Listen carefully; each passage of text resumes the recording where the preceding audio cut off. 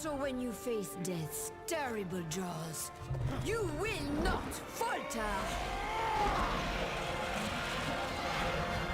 Ooh!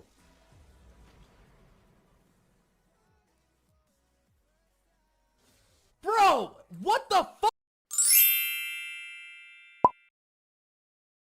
You want me to sugarcoat it? Hello and welcome back to another video. In today's video, I'm going to be giving you a Fiora guide. I think that this comp is extremely consistent, however, most people have turned away from it just because they're playing it wrong. The most crucial thing is the items, which I'll go into later, but I think if you play this comp correctly, then it's a very safe top 4. What makes this comp good is that it's very consistent in its placement if you build the right items. Usually you can have an uncontested carry because most of the time Fioras aren't going to be taken, only the challenger player will take them and they usually only take a maximum of 3. This board has a very high cap because you're playing a lot of 4 and 5 cost units. It has some really strong mid-game options because you can flex between a few really good item holders, and you can play it from either win or loss streaking, which means that it's really good for most games. And onto the weaknesses, this comp does require either a Galio or a Socialite Augment to get 3 Socialite. Keep in mind that you can stabilize even with 2 Socialite, but this does make the comp a lot stronger. It's a very expensive board as you're going to be running a lot of 4 and 5 costs, and if the Socialite's in a bad hex location, then you can often get punished by good players. The comp is of course centered around Fiora as the carry, who's just going to be sitting on the Socialite spot wherever it is. Ideally it's in the second or third row. If it's in the first row it can be a little bit too risky as people can play a Kench and then eat your Fiora, and in the fourth row it takes Fiora too long to walk up. That being said though, you can technically play Fiora no matter where the Socialite spot is. Then of course you're going to be running Galio, Seraphine and Tarek to get 3 Socialite, and then your supporting units are going to be Janna and Orianna because they give really good CC and or healing. And then finally you can throw in a Braum for bodyguard and really good utility. If you don't hit Braum 2-star, then you can throw in a Camille if you've already got one.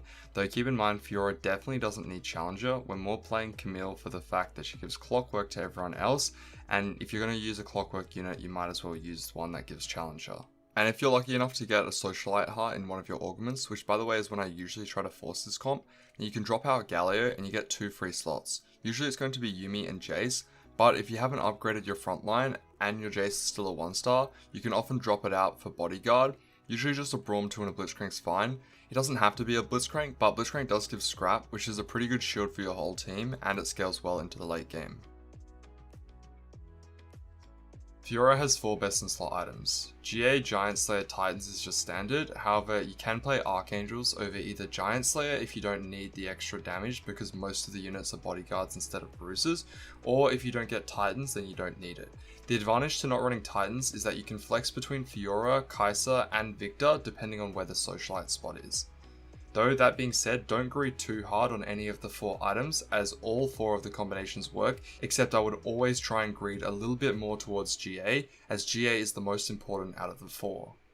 And I know that some people like to run IE Dual Gauntlet Fiora, but in my experience, if there's even 1 to 2 Bramble players, you're going to take some really harsh losses in the late game, just because you're getting stuck on their front line. With that being said, I don't mind the Deathblade variant, it's just an AD Fiora, however I do think that hybrid is slightly stronger in all cases.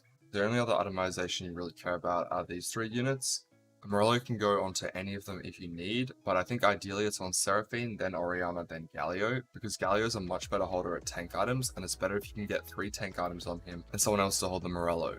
A Shojin's fine on either Orianna or Seraphine, and a QSS is a really good way to burn a glove and a cloak because you don't really want any gloves or cloaks in this comp anyway. And whoever has a QSS can be cornered, this way they can get hit by Blitzcrank hooks.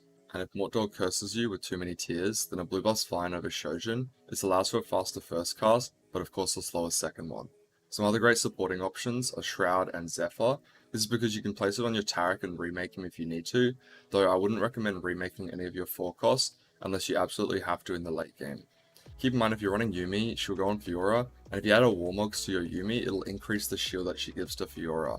That being said though, you'd rather the Warmogs on a Galio, it's only if you've got 3 items in your Galio already.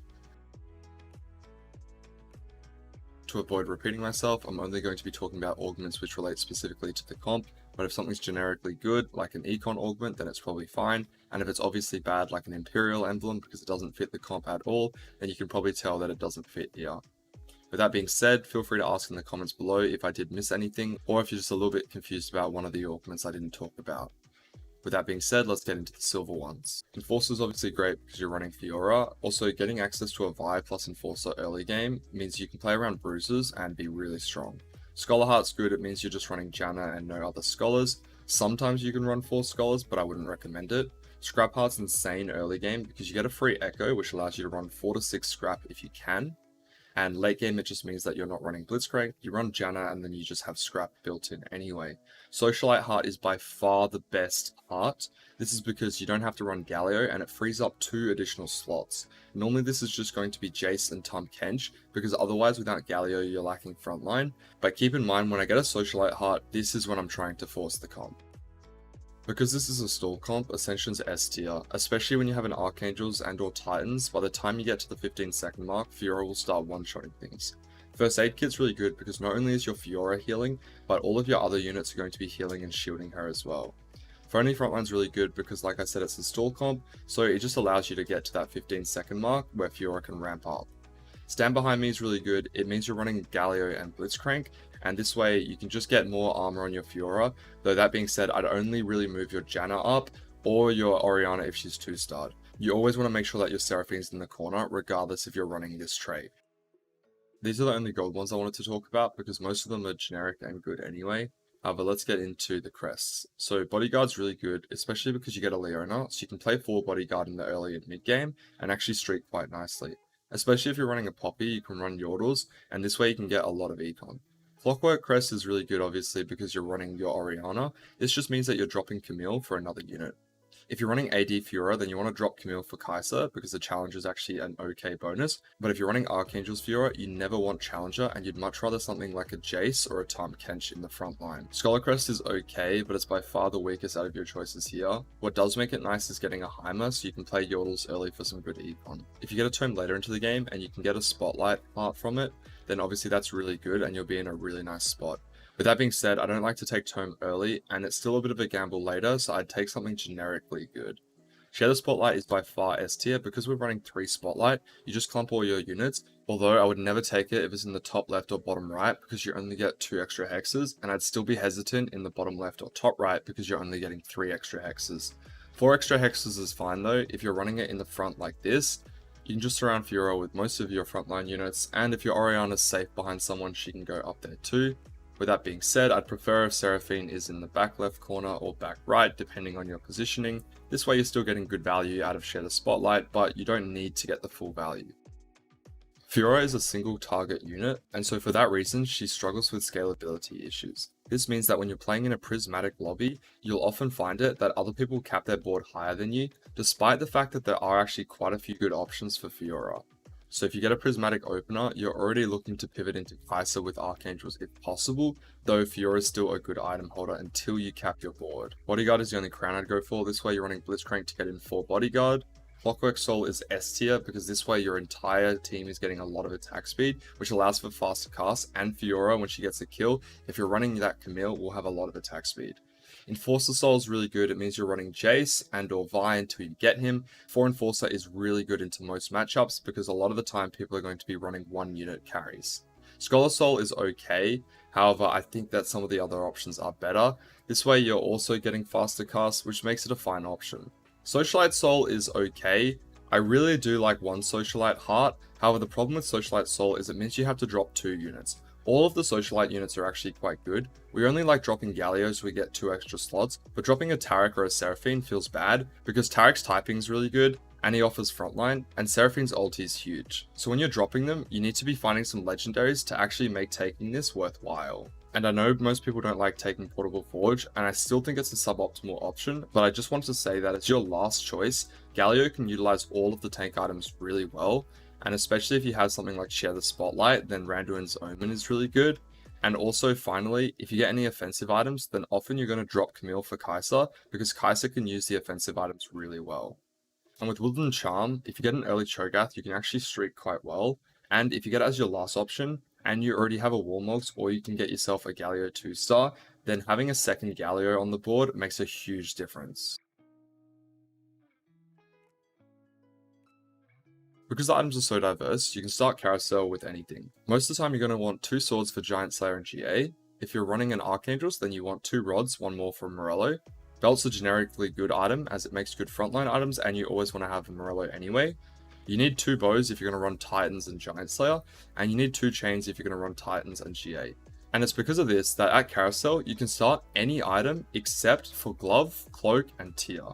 Tear's okay because you can make an Archangels and a Redemption on your Galio, but I would never go for Tear if you can choose the other options. Glove and Cloak are the worst ones because the only time you're going to use them is either for a Declaw on your Galio or sometimes a Trap Claw for your backline. In the early game, you're playing strongest board and slamming any of the best in slot Fiora items. Try not to use up too many of her components making other suboptimal items, but Morello is an exception as you should always slam a Morello if you can. Here you can see that I'm offered Archangels and half of GA, so because my open is weak, what I can instead do is play Yordles for Econ, slam the Archangel, and then at Carousel probably get my GA so that I've got 2 out of 3 of the Fiora items. You'll also notice here that I go 4 instead of staying on level 1, despite the fact that I have 2 1-cost pairs. The reason I do this is because I'm playing Yordles already, and I have a weak opener. I'm committing to the fact that I'm going to get my Econ through Yordle trait, and then I can just push levels to save HP. If you ever stay level 3 on 2-1, it's because you have a decent number of pairs of 1-cost, and you think that you're going to spike soon. Yordle opener is always safe if you don't have strongest board. This way you'll eventually hit your upgrades through the trait and you're getting good econ despite pushing levels. And because I was going to lose the fight regardless and I'm loss streaking, I waited until I got my first Vex to slam Archangels. The other out that I was looking for is either a Poppy or Darius 2. That would have been a fine Archangel slam as well. However, in this case, I got the Vex before I got either of them 2-starred, and because I have Vex paired, I know that I'm likely going to play 2-star Vex during the mid game.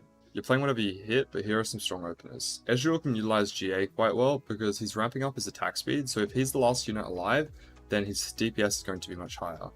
Usually you want to pair it with a scrap, and if you high roll your Singe, you can run an innovator board like this. You don't need the Giant Slayer slam, instead you can just place a bow if you already have scrap on it. If you slam a GA Titans Giant Slayer, then Twitch can save you a lot of HP. You're playing him around Chemtex, and you don't need the Assassin on Twitch, but if you find an early Talon, he saves a lot of HP by killing one unit most of the time anyway. TF is one of the best holders early game of GA, Archangels, and Morello. If you 2-star on early TF, he can carry you very, very far into the game, and you don't want to pair him with Arcanist. It's actually better to go Syndicate and Bodyguard, because most of the damage is going to be coming from the Archangels and Morello anyway, and you definitely don't need Arcanist when TF is your carry. That being said though, you can run TF with Yordles for some good econ, and that way he does get in Arcanist, and then this gives you a lot of direction because we're going to be pivoting into a Malzahar Vex board later. And yes, I'm showing you 3 items, but of course you're only going to have 1 to 2 of them. And pushing to level 5 on 2-5 is the standard. This way we conserve HP during stage 2, and our board should be decently strong during stage 3 without us having to roll down. If you only lose 1 gold for it, you can often go 6 on 3-1, otherwise I usually just wait until 3-2. It's at this point that you might start to lose a bit, so it's really important that you save HP during stage 2 or you have good econ. The reason that early stage 3 is so rough for this comp is because a lot of the time your items are not going to match AD carries. In my other guides, I recommend that you roll down on level 6 if your board is weak. However, I would only recommend rolling down a little bit at level 6 if you have lots of pairs. The reason that I don't like doing this is because we want to wait until level 7 in most of our games. This is because at level 7 we can hit units like Malzahar and Vex, which utilize our items a lot better than any of the 2 costs. Because we're not running any items like Runen's Last Whisper, hitting units like Trundle and Tristana, which would usually spike our board in other comps, won't have the same effect here. If you're running Yordles, your econ will be good and your HP will be low. It's for this reason that you can do your level 7 roll down early at stage 3-5. You level to 7 and roll down to 10 gold. Primarily, you're looking for either a Malzahar 2-star or a Vex 2-star. You can roll all the way down to 0 if you have to, but really you're just trying to make your board stable so that you can win the next 2 rounds. If you do drop below 10 gold though, you lose out on a lot of econ, so only do this if you absolutely have to because your HP is tanking. And if you're playing strongest board instead of Yordles, your econ's probably not going to allow you to roll down so early, so you level to 7 after Wolves and roll down for some upgrades. The reason I like to play the 4 Arcanist boards so much is because 2-star Malzahar plus Vex stabilizes you very well, and both Vex and Malzahar can use most of Fiora's items. When you're running Yordles, it's almost always 8 on 4-5 or 4-6. here you can see I level up to 8 and roll down for my Fiora 2-star as well as my other upgrades. Because I don't hit Fiora 2-star, there's no reason for me to play it over my current board because that would just make me weaker. Instead, you can see that I actually hit a bunch of other upgrades, so what I do is I'm going to build my econ back up. It's important to note that you should never get weaker after a level up and pivot. You only ever swap out your Fiora 2-star for your current units if it actually makes a difference and you become stronger. Otherwise, if you have worse econ, you can go 8 on 5-1 and then pivot your board. Notice here how I hit my Fiora 2-star, so I'm more than happy to pivot my entire board. It's really crucial that you hit upgrades like Janna, Fiora, and Oriana, as this way you'll have a lot more stalling capability. Notice how I've got Socialite hard in this game, so I have the Galio, but I don't actually need to play it. You can't change your Fiora positioning, but do keep in mind you should be moving around your other units. If the other person has a lot of AoE CC, then it's important not to clump your backline units, but otherwise it's better if they're all close together because Seraphine's ulti will hit all of them. Remember that you're playing this comp in order to stall for Fiora. Whether she's running Titans or Archangels, she'll always ramp up towards the later seconds of the fight, so it's all about spreading out your units so that they can survive for as long as possible. If you're not running a Galio, then you can run any generic frontline. I haven't hit a Jace or a Tahm Kench yet, so I'm just going to be running Braum and Blitz to not only give me bodyguard but also the extra scrap shield. There's a few different ways to cap your board which will allow you to win lobby. If you can get a hold of a lot of 5 costs such as Jace 2-star, Tahm Kench 2-star, then you can replace out your other units like Braum, Camille, Blitzcrank, and then you can make your board a lot stronger. An alternative is if you're running Giant Slayer Archangels GA, you can swap out Fiora 2-star for Kai'Sa 2-star if you happen to get it. And finally, if not many other people are running Fiora, then you can actually 3-star her in more games than you'd think possible. The final option is if you have good econ, you've already hit all of your 4 cost 2-stars, then you can push levels. You can see in this game I still haven't 2-starred my Janna, so it's better that I just go for my Fiora 3-star and stay at level 8. Remember that the strength of this board is the consistency in which you can hit Fiora 2-star, as opposed to trying to cap your board with either a Victor 2-star or a Kai'Sa 2-star. Note that if the lobby's high rolling and they all have 5 cost 2-stars, then sometimes you are going to bleed out into a top 4, but remember that you can still upgrade your board by hitting 5 cost 2-stars as well. However, in my experience, on average, you'll run into a lot of players who get stuck on Kai'Sa 1 or Victor 1, and then you can just win lobby regardless. It's a much more consistent comp, and yes, it's not as strong as running 3 Socialite Victor or Kai'Sa, but you still have the option to pivot if you need to. If you're running Titans Giant Slayer on Fiora, then you almost always want to run Camille. Not only does she give clockwork, but challenge is actually useful when you're running this combination. However, if you're running Archangels, then you definitely do not need Challenger. If you're playing this combination of items and the Socialite Hex is in the front, you can replace Fiora with a Kench if you get Kench early. Akali can use these items as well, and she can be placed anywhere on the board.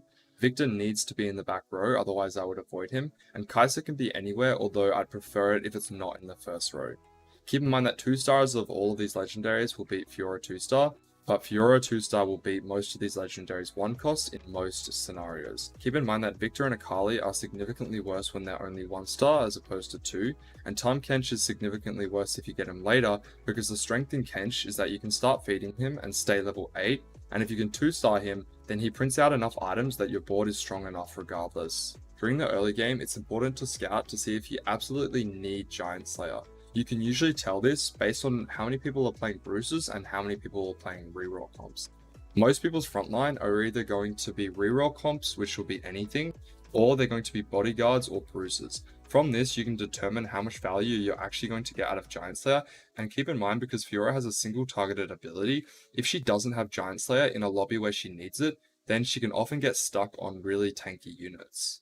There's a few variations with this comp, but if you get Celestial and it's golden tier or above, then you actually don't need 3 Socialite, despite the fact that it's still favourable. This is because Fiora has healing built into her kit, plus with Celestial, you can actually boost her DPS through other means, and it'll be fine to not run 3 Socialite. And that is the end of the video. I hope you guys did enjoy learning about how to carry your 3 Socialite Fiora. I think it's an underappreciated comp, primarily because people tunnel vision on AD Fiora items, and they neglect some of the better options out there. And I do apologize for the lower quality in audio. I'm aware of the issue. It's because I'm running my fans and I'm running a noise gate to cancel it out while I'm doing my recording sessions. I'm also using Audacity to try and make it a little bit more pleasant, but there's only so much I can do. Last video I was thanking you guys for 1k subs, and 3 days later we're more than double that, so that's insane. Thank you very much to everyone who's been supporting me, and a special thank you to you guys who came and followed me on Twitch as well. I've been streaming a lot more consistently, and I've been trying to be as educational as possible, and it seems like the feedback's been really good. So if you want to learn more from me, then make sure to go follow my Twitch down below and come say hi. And that's all from me for today, guys. As always, thank you so much for watching, and I look forward to seeing you in the next one.